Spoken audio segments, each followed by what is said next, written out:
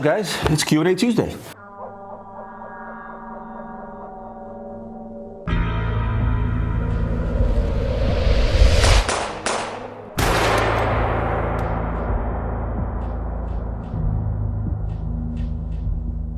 As usual, guys, I want to thank you for all the questions pouring in. It makes this episodes possible. So thank you once again for all your questions. And remember, comment below with questions for the next episodes that you would like me to answer, and I'll do my best to get to those questions. Today's question is going to be from a guy whose question I've answered before, a guy by the name of Joseph Whelan. And his question is, can I ask a personal question? How did you get started? Did you have investors to be able to purchase such an extensive inventory of expensive watches and jewelry? Or did you just start small and just build bigger and bigger over the years? Thanks for making great videos. I actually learned a lot from them. So that's actually a great question. And I've been asked this question all the time. How did you get started? How did you get into this? How did you make it? And so on and so on and so forth. And the answer is actually gonna probably take up this entire episode, so I hope you guys are ready to hear the Roman Sharf, aka the founder story. How did it all begin? What's my background? Well, I was not raised with a silver spoon in my mouth. In fact, my family came over back in 1988 to the United States of America as Russian refugees were ran away from the Soviet Union, or my parents rather. And they brought us, the kids, to the United States for a better life. I was raised in a 450 square foot apartment in Brooklyn, New York. It was a studio apartment where me and my sister actually slept in the little kitchen area where you're supposed to eat, but we put a bunk bed there. That's where I was raised. Later, my father got a job in Philadelphia, moved us all over to Philadelphia. I then finished high school, joined the U.S. military, did almost 3 years in the United States military. Came out of the military, got some college money, went to Penn State, and got into engineering, electrical engineering specifically.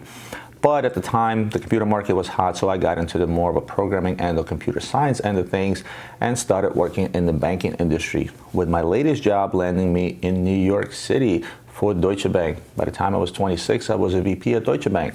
You know, I was doing extremely well, actually, and had an office on the 25th floor overlooking Radio City Hall, and thought I was living the American dream until a gentleman by the name of, I'll call him Mr. H, came to my house one day. I knew him through a friend. And he said, listen, I'm in the watch and jewelry business. He seems to know all this computer stuff. I'm clueless to it. Why don't I bring you some of my stuff and you can throw it up on eBay, because this is where a lot of watches are selling now.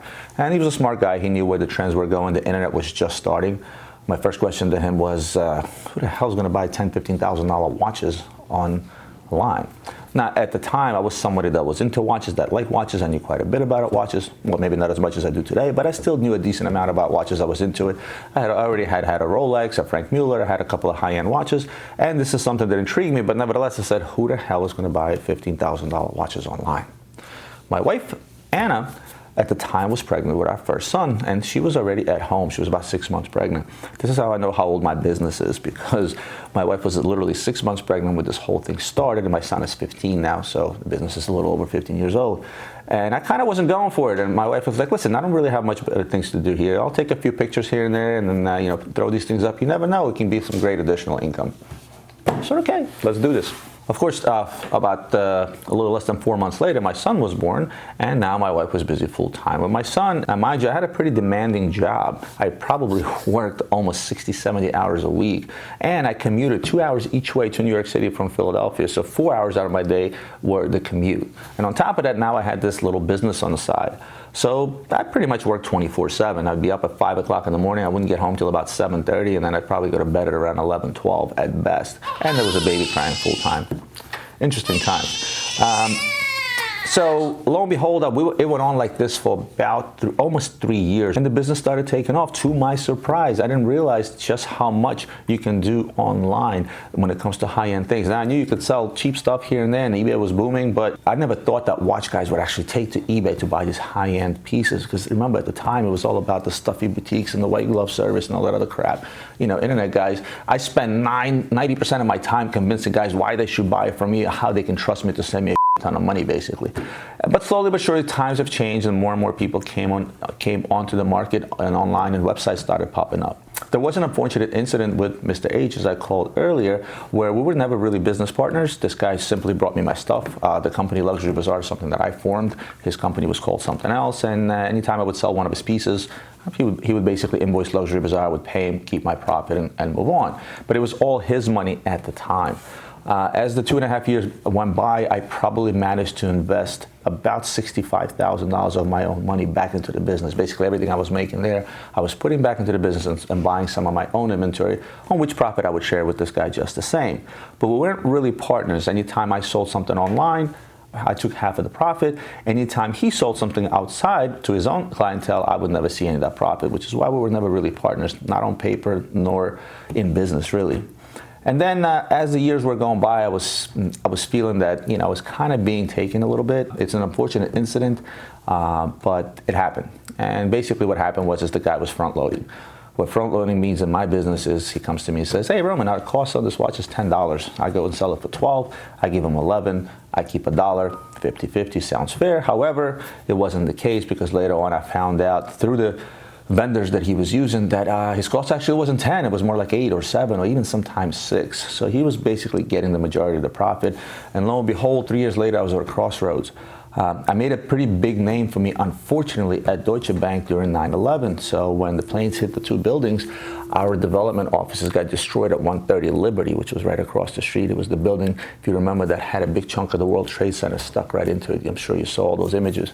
And because that happened, there was a lot of work that needed to be done for their global payment systems. And I worked around the clock to come up with a solution for that system to continue working post 9/11. And I was doing well at the bank. I was going to go places, but at the same time, my business was booming because the internet was booming, and so was the watch industry on the internet. So I was at a crossroad, and I decided, you know what, I'm going to go my way, and I'm going to work for myself. I don't no longer wish to work for anyone else. I guess the biggest reason post 9/11, you had a lot of issues in the markets, and financial markets went down, and people were getting fired left and right.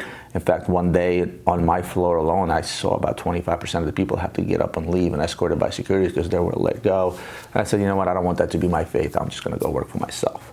With that said, I also had the situation with Mr. H where, things really weren't fair. And I said, if I'm going to do this full time, I'm not going to let this guy take advantage of me. So I didn't really change anything. I simply came to him and said, listen, nothing really changes, but I'm kind of want to do this on my own. I'm going to go find my own vendors. I'm going to go buy my own product, and I am going to do this on my own. However, you still have the option to do what you've been doing for all these years. Continue bringing me your merchandise. The only thing I'd like to change is I don't want to know what our cost is. I don't want to know what you paid. I want to know what my cost is. So bring it to me, tell me what your cost is $10. I'll sell it, and whatever I make, I make. And for obvious reasons, because I had that proof at that time that the guy was front loading heavy on me. Of course, he flipped out and started, saying, what are you going to do? And this is bullshit, and started threatening me, and so on and so forth. And the last thing he said to me is like, we're going to go see the elders. And again, that's a loose translation from Russian. This guy was Russian as well, but it's some old Russian gangster shit that you basically go see some guys that are reputable, that are older, and they hear both sides of the story, and they tell you who's wrong, who's right. I said, not an issue. We'll do exactly that. The only thing I'll do, I said, the only thing for you to keep in mind is I'm going to bring out everything that I have, because everything is computerized, all my invoices, every single sale we made in the last 2.5, 3 years that we've been together doing this. And the only thing I ask is you provide at least 50% of the invoices that match up to sales. Of course, lo and behold, we never went to the elders. He never showed up because he knew that there's no way he was going to be able to match up his invoices to the sales that I had and quote unquote our costs in there. But anyway, that's water under the rock, so to speak. I severed my relationship with him. I reached out to my best friend, Arthur, who's my business partner now, who at the time was in the mortgage business and real estate business, and that's when the financial crash happened. So he was going to be not doing so well, and I told him, I said, let's do this business together. At that particular time, that kind of answers your question, I brought about $65,000 to the table, which is pretty much all I had at the time. That kind of came from that business in the last 2.5 years. And then Arthur brought about $250,000 to the table from a credit line that he had on one of the properties that he owned. And that's how Luxury Bazaar got started full time. 6 years ago, or 7 years ago, I started doing business with a company named A&G Jewelers, and these guys were a jewelry wholesaler at the time of 25 plus years. I found one of the partners. A&G stands for Alex and Gary. I met Gary at a local poker game. I moved to a new house, met a neighbor named Michael. Michael says, hey, listen, we do like this home poker game on Tuesdays. Why don't you join us? It'll be a lot of fun. And meet some of the local guys and so on and so forth. And I said, sure. I came over, and that's where I met this Gary character. Now, Mr. H, who is the guy that originally left, didn't really have a great reputation in the business. And I met Gary about 2 weeks prior to me leaving Mr. H, and he goes to me, "So you're partners with Mr. H?" I'm like, "Well, I'm not really partners. I'm the guy that sells stuff for him on the internet." And he gave me this look like I was the biggest asshole in the world. I'm wondering, what the hell? Is this reputation that bad? So about 4 or 5 weeks later, I came to another poker game, and that was when I told Mr. H to go scratch, basically. And I came, the first thing I told Gary, I said, "Gary, I'm no longer with Mr. H." All of a sudden, this guy smiles at me, says, "Okay, that's really, really good for you." I'm like, "Okay." Next Tuesday, same poker game. Gary walks into the game, throws a bag of stuff on the table. He goes, "Here, go sell this." I'm like, "What is this?" He's like, "Take a look." I open it up. I see there's a memo with a list of about 30, 40 items and a bunch of watches. I'm like, "What is this?" And I look at the invoice, and it's like 300 grand worth of stuff. At the time, mind you, if the entire capital of the business was maybe that was a pretty big deal for somebody just to throw away. I came to the office, I told Arthur, I'm like, "Yo, we got to sell this, and we got to sell this quickly. These guys are pretty serious. We need a relationship with them." That's how I met Gary. We actually ended up selling all those watches within 30 days, paid them really quick. These guys were happy. And they literally started bringing us stuff, jewelry to sell, watches to sell.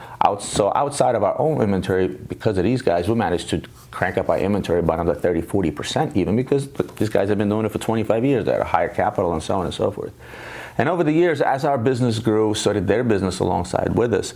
And after about 3, 4, 5 years, me and Gary were in a car going to a trade show somewhere. I'm like, "Listen, we got a lot of things partnered," because at that time, our business grew, our funds grew, and we managed to be able to partner bigger deals with them, $500,000 deals, $1 million deals. We at that time had the cash, but we would still bring them in as partners because of the relationship that we had. And as we were talking, I'm like, Gary's like, "It probably wouldn't be a bad idea for us to maybe merge and become partners. We're pretty old school. You guys are new school. You got the internet. We have all this jewelry." I'm like, "Well, Gary, I hate to break it to you, we're kind of our partners, because at the time we had probably about $1.5 million to $2 million tied in together in deals." So 7 years ago, we merged A&G Jewelers into Luxury Bazaar, and all became Lux Age Group, which stood for Luxury Bazaar and A&G Jewelers, and all doing business as Luxury Bazaar. And as they say, the rest is history. Last year, we recorded about $113 million in sales, out of which about 30% were retail sales. The rest were wholesale sales, because we do a tremendous amount of trade shows and tremendous amount of wholesale to other watch dealers and jewelry dealers. We work out of a 20,000 square foot facility. We have about 36 employees at this point. We're still growing. That is a quick version of how I got started. It's a quick version of how I got where I got. Of course, there are a lot more details, a lot more trials and tribulations, and a lot of problems in between and growing pains. But I gave you sort of the quick positive version, so I hope that tells you and answers your question. Bottom line is this: no, I did not have investors. No, this business did start from scratch. I did get lucky. And if Mr. H was honest with me, till this day, he'd be sitting somewhere in the pretty office in this building, enjoying the reaps and the rewards of what he actually has started. So no matter how bad he may have treated me at the time, and no matter the fact that he may have front-loaded and quote-unquote stole money from me as I was selling this product and the business was starting to grow, I'm still till this day thankful to him, because if he didn't walk into my house that one day, I would probably still be sitting up on the 25th floor in New York somewhere, working for Deutsche Bank or elsewhere, and be a corporate figure. Now I instill all the values that I learned in the corporate world into my own business. We do have a corporate structure here, but without the corporate feel. It's more of a family business with a corporate structure, which is why we wear t-shirts, shorts, and flip-flops to work. Well, guys, I think my time ran about 15 minutes at this point, blabbing on about how this whole thing happened. I hope you guys found this interesting. Sorry that it's only one question answered on this episode. So thanks for tuning in once again, and I'll see you guys next Tuesday for another session of Q&A.